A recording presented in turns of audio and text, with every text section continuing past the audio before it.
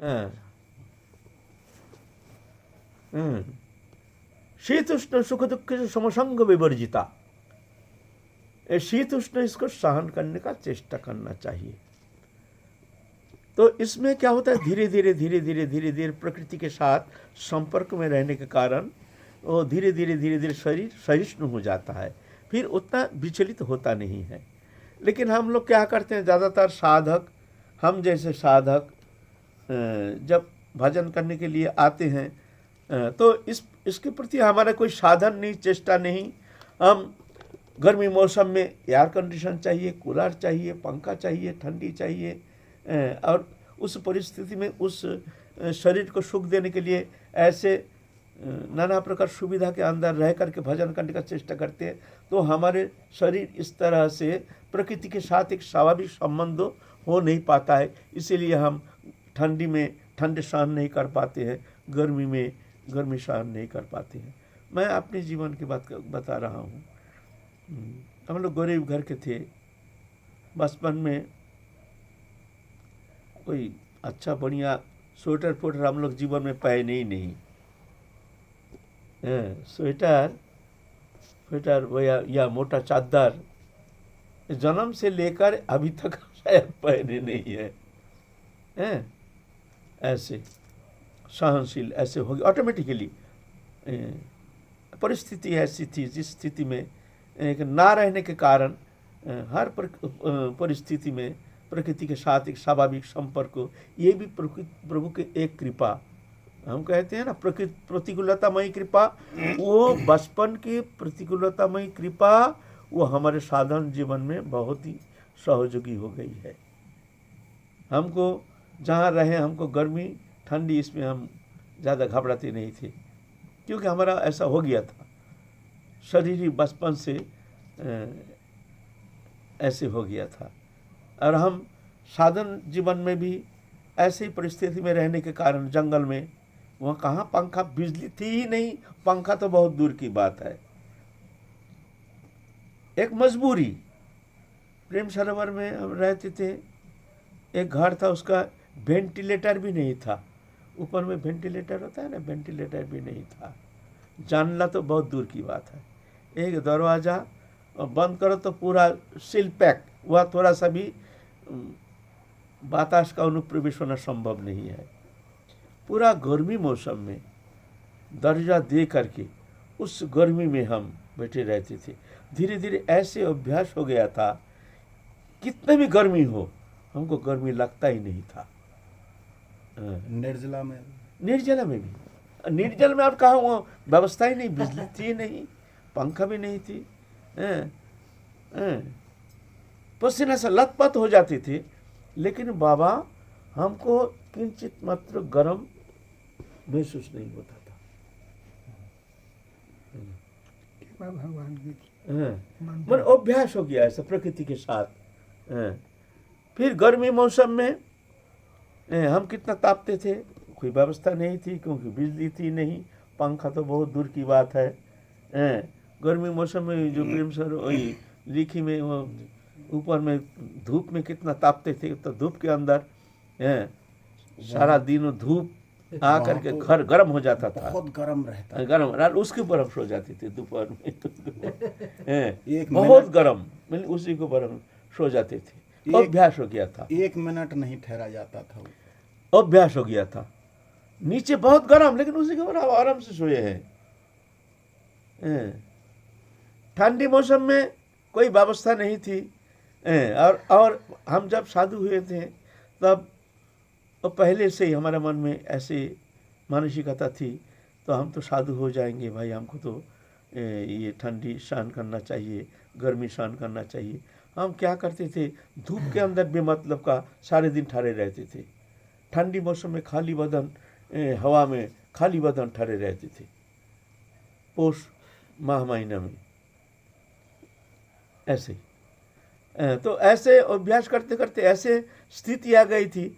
हम पहले चादर, एक तो पतला चादर के ऊपर हम दिन व्यतीत करते थे।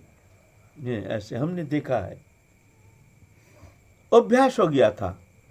हम जब गुरुजी के साथ रहते थे तो हमारे लिए रहने का कोई स्थान नहीं था। अभी का जैसे ऐसा नहीं, जो घर चाहिए, ये चाहिए, सुविधा चाहिए, खाने का, रहने का हर प्रकार सुविधा, मौज मस्ती, तब जाके गुरु सान्निध्य में रहेंगे। ऐसा स्थिति नहीं थी उसमें। कोई रहने का स्थान नहीं। एक तो बरामदा जैसा था, पीछे कुंड की तरफ एक जानला था खुला हुआ, उसका जानला कवर फवर नहीं था, खुला हुआ। ठंडी मौसम में वहीं पर पड़े रहते थे। नीचे बोरा, माथे में एक ईंट, तकिया फकिया कहाँ मिलेगा, है ही नहीं। बैराग नहीं, वो परिस्थिति बैरागी बना दिया, परिस्थिति। और बाबा पातला एक रुई का चादर जैसे और सूती का एक कपड़ा, ये हमारा ठंडी मौसम में बाहर पड़े रहती थी। वहीं पर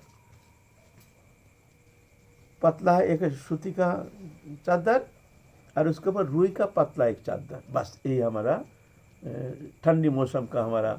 और वो भी बाहर पड़े रहते, दरजा डालना है नहीं।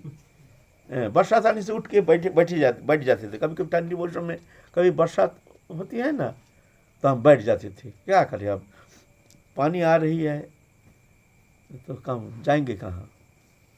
लेकिन बाबा आपकी कृपा से हमको ठंडी लगता नहीं था। आश्चर्य बात है, लगता ही नहीं था। मन यहाँ रहता नहीं था। न मन नहीं, अभ्यास हो गया था ऐसा। मन नहीं, मन की उतना स्थिति नहीं, हमारा अभ्यास ऐसा हो गया था।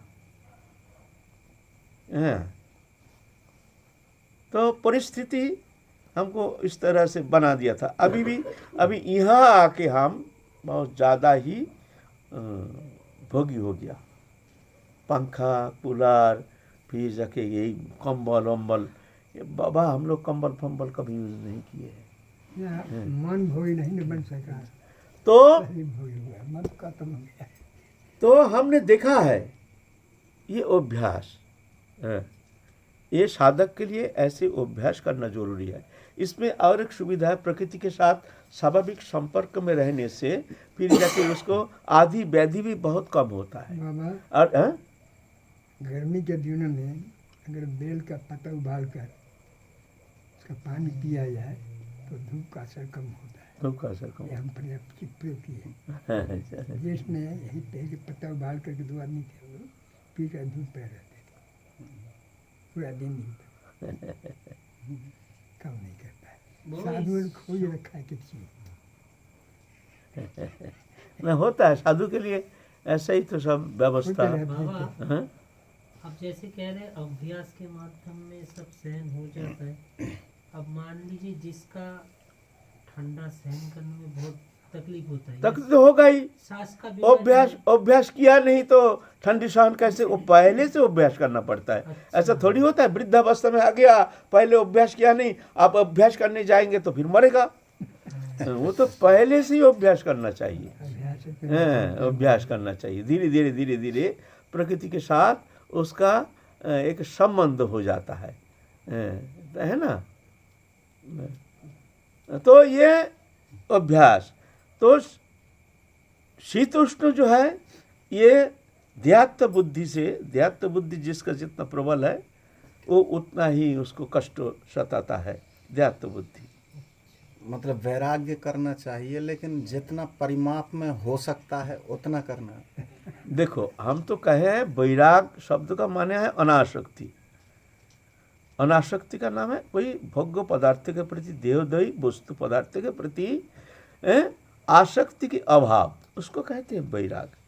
लेकिन वैराग साधन के लिए, हमारे साधन जीवन को परिपक्वता के लिए साधक को ये चाहिए, शीत उष्ण आदि ये सहन करना चाहिए।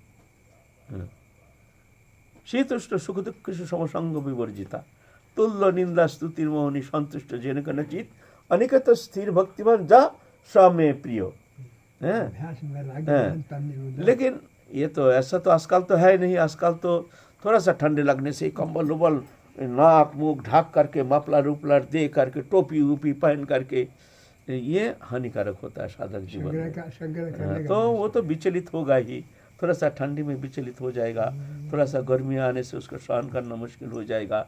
तो साधक जीवन में ऐसा नहीं होना चाहिए। जो इसी जन्म में भगवत प्राप्ति करने के लिए घर छोड़कर आए हैं, तीव्र साधन करने के लिए, उसको ये प्रकृति के साथ एक साम्यता, प्रकृति के साथ एक स्वाभाविक अवस्था में रहना, अनिवार्यता है। ये बहुत जरूरी है।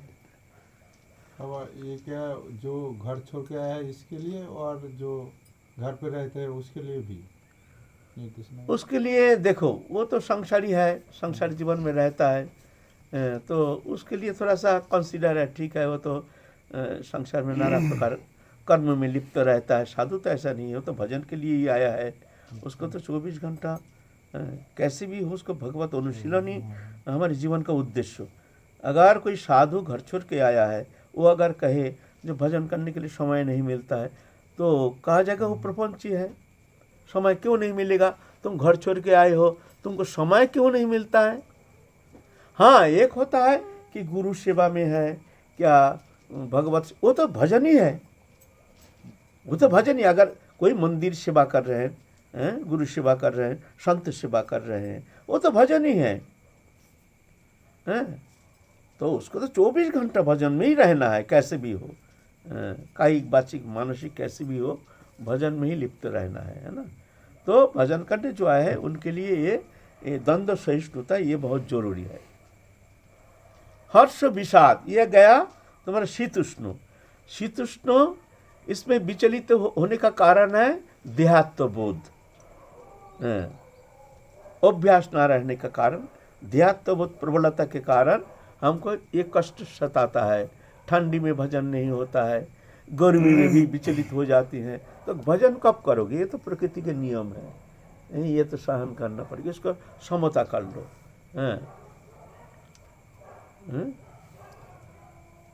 हर्ष और विषाद, ये किसी किसी को बहुत ज़्यादा आपत्ति विपत्ति आने से भी कोई बहुत ज़्यादा फर्क नहीं पड़ता है, और किसी किसी का थोड़े से अल्पमात्र दुख आने से ही वो विचलित होता है। इसका कारण है ये मन संबंधी ये विकार। मन जब बहिर्विषय में ज़्यादा लिप्त हो जाता है, भगवत संबंधी नहीं, जागतिक विषय में अधिक लिप्तता, माने माया मोह ममता, ये प्रबलता के कारण हमको हर्ष विषाद ये हमको अनुभव होता है। हर्ष, कोई वस्तु समागम हो गया, कोई प्रियजन समागम हो गया तो हमको आनंद होता है। कोई वस्तु नष्ट हो गया, कोई हमारे निज जन का किसी का वियोग हो गया, हम सहन नहीं कर पाते। ये है तुम्हारे माया में लिप्तता के कारण, ये अज्ञानता है। अज्ञानता से ये हर्ष विषाद ये पैदा होता है। अगर मान लो हमारा जगत से लेना ना देना मगन रहना, तो कोई वस्तु समागम में हमको आनंद होगा नहीं, क्यों? इससे हमारा क्या लेना देना है, वस्तु से हमारा क्या लेना देना है। हम तो राधा रानी के हैं, राधा रानी हमारे हैं, हमारे लेना देना तो सिर्फ भजन संबंधी, एक भजन विषय ही हमारे आकर्षण, भजन के लिए जो भी करना है हम करने के लिए तैयार हैं, तो ना ऐसे होना चाहिए। जब जागतिक विषय में अधिक संलिप्तता, तो जाके हर्ष विषाद ये तुमको सताएगा। ये है अज्ञानता ही कारण, माया मुग्धता ही कारण है ना। इसीलिए देखना चाहिए भगवत विषय संबंध छोड़कर जागतिक कोई भी विषय उसमें ज़्यादा ही लिप्त नहीं होना चाहिए। साधक के लिए ऐसे चिंतन के द्वारा अभ्यास करना चाहिए। मन को समझा बुझा करके वस्तु विषय संबंध से अपनी इच्छा को हटाने का चेष्टा करना चाहिए, है ना। तो फिर जाके हर्ष विषाद ये तुमको सताएगा नहीं, ये अज्ञानता ही कारण है। शीतुष्ण है, ध्यात्व बोध से शीतुष्ण बोध सताता है। हर्ष विषाद है अज्ञानता माया मोह, इसके कारण विचलित करता है। हर्ष में मतलब कोई वस्तु शुभ समाचार मिलने से, माने जागतिक विषय, भगवत विषय नहीं, जागतिक विषय जी, भगवत विषय नहीं। मानो हर्ष, कोई महत् पुरुष आए हैं उसमें तो हर्ष होगा, लेकिन वो परमार्थी विषय, चिद विषय, वो हर्ष नहीं। जागतिक भोग्य विषय समागम से हमको हर्ष होता है, ये हर्ष अमंगल का सूचक है। अगर तुमको आनंद होता है, कोई रुपया दे गया बहुत सारे, तुमको बड़ा आनंद आया, तुम समझ लेना ये तो मोह ही कारण, तुम्हारा अज्ञानता कारण, तुम्हारे माया मुग्धता ही कारण है। ये मन को विचार करना चाहिए। और मान लो कोई वस्तु नष्ट हो गया, बहुत सारी चोरी हो गया घर से, बहुत मन खिन्न हो गया, हाय हाय हाय हाय क्या करूं, कहाँ जाऊं, हमारे पैसा कौन ले गया, हाय हाय हैं। तो ये कारण क्या है? तुम्हारे आसक्ति। तो इसका कारण है अज्ञानता। विचार के द्वारा अज्ञानता हटाने से हर्ष विषाद से तुम मुक्त हो जाओगे। और देहात्म बोध से जितना तुम मन को ऊपर उठा लोगे तो शीतुष्ट विषय द्वंद्व से तुम मुक्त रहोगे। उसके बाद आया मान अपमान। ये देहात्म कैसे जाएगा? देहात्म विचार के द्वारा, ये शरीर है, ये शरीर ये तो प्रकृति से संबंधित है, ऐसे जान करके विचलित नहीं होना चाहिए।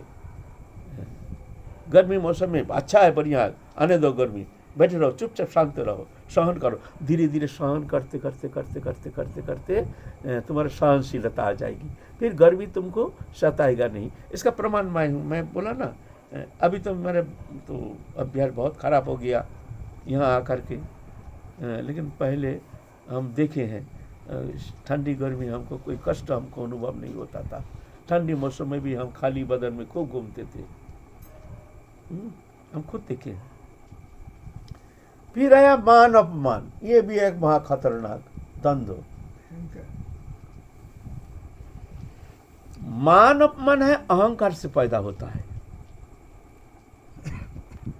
जिसको सम्मान में जितना आनंद होता है, अपमान में उससे ज्यादा उसको कष्ट होता है।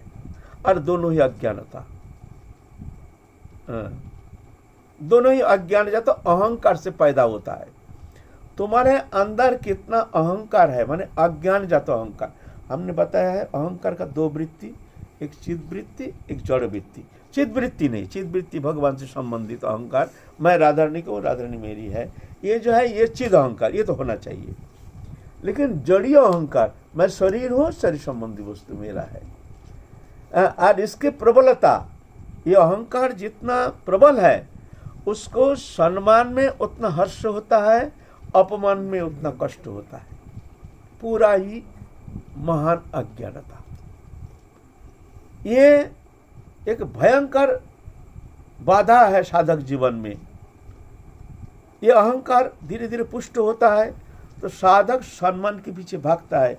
वो पता नहीं चलता है, जो उसको एक दुर्बार आकर्षण, सम्मान में बड़ा आनंद लगता है, चस्का लगता है। कहीं जाते हैं, माला पहनाते हैं, बड़ा आदर करते हैं, बड़ा जय जयकार लगाते हैं, उसमें एक मुग्धता, उसमें एक स्वीकृति, उसमें एक तृप्त भाव। ये क्या होता है, साधक को उसको अहंकार को पुष्ट कर देता है। साधक धीरे धीरे धीरे धीरे धीरे धीरे वो अहंकार पुष्ट होने का कारण भगवत जीवन से वो हट जाता है। उस जान नहीं पाता है मैं साधक जीवन जैसे होनी चाहिए, समशत्रु चौमित्री चौथा मानव मानय शीतुष्ट सुख दुख से समसंग विवर्जिता तुल्य निंदा स्तुति मौनी संतुष्ट जिन नचित अनेकता स्थिर भक्तिमान जहाँ समय प्रिय। भगवान कहते हैं वो मेरा प्रिय है। लेकिन भगवान की प्रियता से हमारा मतलब नहीं, हम तो संसार के प्रियता की तरफ ज़्यादा ध्यान दे रहे हैं। ये प्रत्येक साधक को विचार करना चाहिए। जो परमार्थ लोभी साधक है उनके लिए, जो परमार्थ से मतलब नहीं है, आनंद लग रहा है, उसको आनंद लेने दो। उसके लिए हमारे ये शब्द है नहीं, वो आनंद में रहने दो उसको। खूब माला पहनो, खूब जय जयकार होते रहे, खूब प्रचार करो, खूब करो, है ना।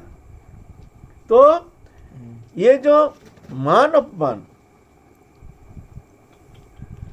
ये अज्ञानता से पैदा होता है।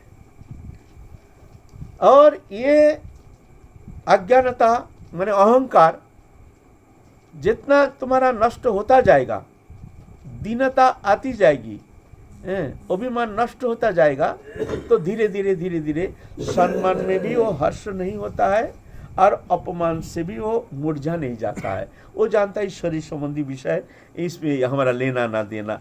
किसका अपमान है? आत्मा का तो कोई अपमान होता ही नहीं, आत्मा का कोई स्तुति भी होती नहीं है। ये देह संबंधी, इससे हमारा कोई मतलब नहीं है। तो धीरे धीरे धीरे धीरे ये देखना चाहिए। तुमको मान लो ज़्यादा सम्मान करने से अगर तुमको हर्ष होता है तो समझ लेना तुम्हारे अंदर प्रबल अहंकार है, और ये अहंकार तुमको आगे बढ़ने नहीं देगा। भक्ति जगत में तुम पहुंच नहीं पाओगे।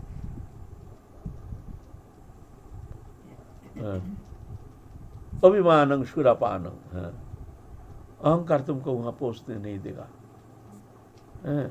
और अपमान, अगर अपमान में तुम्हारा बहुत खिन्नता आती है, मन बहुत मुरझा जाती है,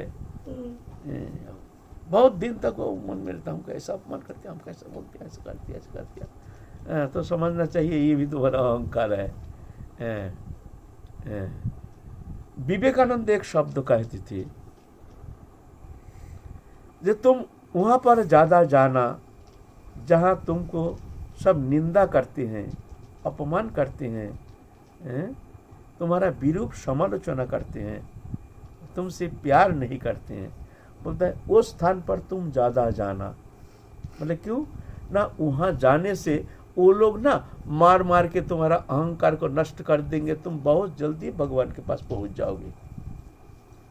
अहंकारी बाधक है, और उस अहंकार को हम लोग पुष्ट करने के लिए तैयार हो जाते हैं। कैसे? हमको भी सम्मान मिले, हमको भी ये मिले, हमको भी माने गिने चुने, हम भी सूक्ष्म रूप में पता नहीं चलता है ये कहाँ पर हमको खींच करके कौन दिशा में ले जा रहा है। ये तो भगवत कृपा, गुरु कृपा से ही साधक जान जाता है। जो उस स्थिति में पहुंच गया है सामर्थ्य, उनके लिए कोई दोष नहीं। लेकिन साधक अवस्था में साधक को बहुत सावधानी के साथ कदम रख पर फूक फूक करके चलने के लिए प्रयत्न करना पड़ेगा। अगर इस शरीर रहते रहते भगवत प्राप्ति करने की इच्छा है तो बहुत सावधान होना पड़ेगा। तो ये मान अपमान, ये द्वंद्व, कभी कभी ये द्वंद्व कहीं सम्मानित तो हो गया, बहुत दिन तक वो तरंग रहता है मन में। बड़ा वहाँ तो बड़ा सम्मान किया हमको अरे वहाँ तो हमको बार बार मन ही मन में रमन करते हैं। वहाँ कहा तो बहुत आनंद है, वहाँ तो बहुत सम्मान किया, ऐसा किया तैसा किया। और ऐसा ही कहीं थोड़ा सा अपमान कर दिया, बहुत दिन तक अरे इतना बीच बाजार में हमारा ऐसे ऐसे अपमान कर दिया, बीच बाजार में अपमान कर दिया। अगर तुम्हारा अभिमान अहंकार ये नष्ट हो जाता है ना, तो फिर कोई फर्क नहीं पड़ता है। सम्मान से भी उसका हर्ष नहीं और अपमान से भी उसका कष्ट नहीं। ये परीक्षा है, ये परीक्षा के द्वारा तुम जान जाओगे तुम्हारे अंदर कितना अहंकार है। विचार करके, किसी को कहने का जरूरत नहीं तुम बहुत दाम्भिक हो, तुम बहुत अहंकारी हो, कहने का जरूरत नहीं, तुम खुद ही विचार कर लेना। अगर मान लो ना हमको कुछ पर गाली देने से, कोई बीच बाजार में अपमान करने से हमको कोई फर्क नहीं पड़ता है, हमको माला पहनाने से भी हमको तो हर्ष नहीं होता, तो समझना अच्छा है, लक्षण अच्छा है, फिर भी सावधान रहना। ये अहंकार बहुत खतरनाक है, ये सम्मान बहुत खतरनाक है। अपमान तो अच्छा है, अपमान तो साधक को बहुत आगे ले जाता है, लेकिन ये सम्मान जो है साधक को धक्का मार के पीछे और खींच के ले जाता है। बड़ा कठिन बात है। बोलो। हम तो अपने घर में बैठे हैं, हमें सम्मान चाहिए ही नहीं। स्वाभाविक ऐसी कोई परिस्थिति बनी कि उसमें हमें बहुत कुछ सम्मान मिला, मिलने दो, और मिलने से हमें थोड़ी कुछ, वो तो जितना तुम्हारा अहंकार है उतना तुमको आनंद लगेगा। अहंकार थोड़ा है तो थोड़ा आनंद लगेगा, ज्यादा है तो ज्यादा आनंद एकदम फोटो खिंचाएंगे, फोटो खिंचाएंगे। बाबा घर बैठने से जीव को अहंकार छू नहीं पाएगा। घर बैठने से जीव को अहंकार छू नहीं पाएगा ना। घर बैठने से कुछ नहीं होता है, घर बैठने से कुछ नहीं होता है, तो छिपा रहता है। घर बैठे बैठे वो तो छिपा रहता है, वो तो वस्तु संपर्क होने से फिर देखो वो आगे निकल जाएगा। बाबा क्षमा करें, जो भूखा एकदम होगा, बिल्कुल भूखा एकांत में है, हम्म। लोक संपर्क में या लोक व्यवहार में है नहीं, उसको कैसे अहंकार छू सकते हो? तो बाहर निकलता ही नहीं। अरे बाबा, माया तुमको छोड़ेगा नहीं, माया छोड़ेगी नहीं, वो तुमको उस दरवाजा पार करा के ही ले जाएंगे, ऐसा नहीं लेंगे। बिल्कुल, वो बात तो सही है। वहां तुम्हारा प्रतिष्ठा तुम्हारे पीछे पीछे वहीं पर घुस जाएगा। बाबा माधवेंद्र पुरी बाद प्रतिष्ठा के डर से बाजार में जाके चले गए कभी नहीं छोड़ा। हैं, और वहां जा करके कौन है माधवपुरी, कौन है माधवपुरी, तुम्हारे लिए गोपीनाथ खीर कोई लो चूड़ी, कहाँ माधवपुरी माधवपुरी। माधवेंद्र पुरी सो रहे थे, सोच रहे हैं भाई यहाँ हमको तो कोई जानता नहीं है, हमारे खीर खाने के लिए थोड़ा मन हुआ। अब ये कहाँ से पुजारी बोलते कौन है माधवपुरी, कौन है माधवपुरी, यहाँ तो हम ही एकमात्र सो रहे हैं, यह तो कोई मनुष्य सोता नहीं है बाजार में। भैया ये शरीर को कहते हैं माधवपुरी, क्या बात है, नहीं तुम्हारे लिए गोपीनाथ खीर चोरी की करके रखा है, बोला वहाँ बाजार में सो रहा है माधवपुरी, उनको दे आओ। भाई तुम बहुत भाग्यशाली हो महाराज, आप तो बड़ा भाग्यशाली है, ये खीर लीजिए, गोपीनाथ ने आदेश किया आपको देने के लिए। माधवपुरी देखते हैं तो भाई ये तो प्रचार हो जाएगा, काल प्रचार होने से तो फिर जा करके हमारा प्रतिष्ठा बढ़ जाएगी, प्रतिष्ठा बढ़ जाएगी, फिर लोग घेर लेंगे हमको, चारों ओर नाम हो जाएगा, भागो भाई। अंधकार रहते रहते वहां से भाग के चले गए सीधे जगह, यह रहना ही है नहीं हैं? तो भाई वो भाग जाते हैं, जिसको चाहिए वो तो सोचते काल वहाँ जाने से, वहाँ भी ऐसी एक सभा है, हमको तो निमंत्रण किया है, वो भी बड़े बड़े लोग आएंगे भाई, चलो सर वहीं भी तो माला वाला तो पहनेंगे, तो फोटो तो कीजिए, तो मंत्री के साथ एक तो फोटो तो हमारा मंत्री के साथ भी एक फोटो खींचेंगे, चलो बड़ा आनंद आ जाएगा, फिर लोग जानेंगे हमको। बाबा मन शून्य रहता है, सूक्ष्म छुपा रहता है, कान तक भी रहता है। ये परीक्षा की विषय है, ये तो कहने की विषय नहीं, कौन किसका कितना अहंकार है, ये तुम परीक्षा करो, तुम देखो। अच्छा, एक दिन आप कह रहे थे कि भक्त जो है भगवान के विरह में आंसू बहा रहा है, और लेकिन मन में वो सुप्त वासना उस समय भी सम्मान की भावना हो रही है कि शायद कोई देख रहे हों तो ये लोग मुझे। हाँ वो भी है, वो तो अभिमान तो छुपा हुआ रहता है, वो तो जाता नहीं है। जब आप दीनहीन कांगाल बन के रहते हैं तो कांगाली के अंदर भी एक अभिमान रहता है, मैं दीनहीन कांगाल, देखो मैं भगवत भजन करता हूँ, मैं कितना दीनहीन कांगाल, सब हमको देख रहे हैं, प्रशंसा कर रहे हैं, ये बड़ा बहुत निष्किंचन बाबा हैं, ये बाबा बहुत निष्प्रिय और निर्लिप्त उदासीन है। तो सब कहते हैं ये बाबा ये बाबा ये बाबा, ये बाबा का देखो जो फटा पुराना कपड़ा पहन के बैठा है, नहीं नहीं नहीं नहीं नहीं, नहीं हम कैसे ना, हम तो साधा मन में तरह से अभिमान हमारा, सबके देख रहे हैं को मान्यता मान रहे हैं हम बड़े भाई, ये उसको पहचानना बड़ा मुश्किल। थोड़ा हरि कीर्तन में रो रहे हैं, हरि सत्संग में रो रहे हैं बैठे बैठे, और आँख खोल के देख रहे हैं कोई हमको देखता है कि नहीं, आंसू गिर रहा बड़े उसमें तरह से, वो भी प्रतिष्ठा भाव बड़ा शांति भावना, बहुत अच्छा देखो कितना शांति भावना, वो आँख खोल कर देखते हैं इधर उधर, हमको देखता है, कौन कौन देखता है हमको, कौन कौन हमको प्रशंसा कर रहे हैं। भाई इसको पहचानना इतना गंदा है, ये अहंकार बड़ा कठिन है। एक गुरु कृपा से एकमात्र उसको पहचान पा सकता है, पहचान पा करके उसको निकाल सकता है, नहीं तो यहाँ से अहंकार से निकालना बहुत कठिन बात है। भजन करने से भजन का अभिमान,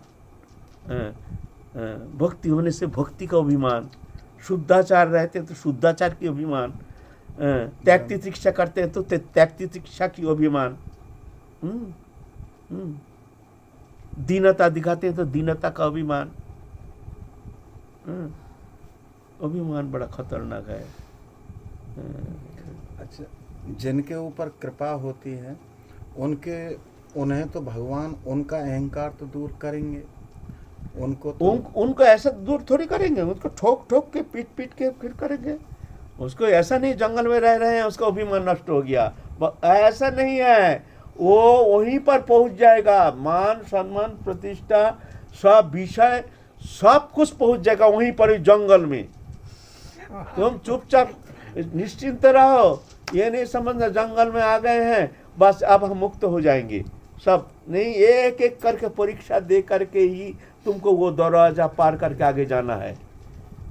वहीं पहुंच जाएगा तुम, जब कृपा होगी तब पहुंचेगा, ऐसा नहीं। जब कृपा होगी तो अभी जाकर परीक्षा कब होती है? जब तुम पढ़ाई करके जब आप पास करके आगे क्लास में जाने का समय होता है तो अभी जाके परीक्षा होती है। पढ़ते नहीं है उसके लिए थोड़ी परीक्षा होगी है? जो धन चाहिए पैसा चाहिए पैसा चाहिए उसके लिए शेड जाकर के थोड़ी उनको ले लो पैसा, कितना चाहिए? एक शेड भी नहीं जाएगा, चाहे लाख माला टपकाते रहो अनमन में, हा पैसा हा पैसा हा पैसा, कोई शेड नहीं जाएगा। जिस दिन ना हमको कुछ चाहिए नहीं चाहिए नहीं चाहिए, उस दिन शेड देखो तुम्हारे पीछे पीछे बोरा भर के रुपया लेके डोलते रहेंगे। बाबा वो चक्कर तो देखा नहीं है, वो चक्कर बड़ा भयंकर चक्कर, वहाँ से मुक्त होना तो सहज नहीं। तभी जाकर परीक्षा होगी जब माया देखते हैं, भगवान देखते हैं अब ये बहुत अच्छी स्थिति में पहुँच गया, अब ये थोड़ा घाट है, तो वो घाट में वो परीक्षा उसके लिए सामने हाजिर हो जाएगी। उसको जहाँ घाव है वहीं चोट लगे। अच्छा हम लोग काल फिर चलेंगे, हमारा जंगल में जाना हमारा चाहिए। चैप्टर से खत्म नहीं हुआ, हम लोग काल बोले फिर बंसी आगे बट के चलेंगे। जंगल बहुत में अच्छा जाना चैप्टर से- है ये, बहुत ये विषय आलोचना कोई करता ही नहीं। किससे क्या होता है, द्वंद्व, द्वंद्व का कारण क्या है, ये द्वंद्व क्यों होता है,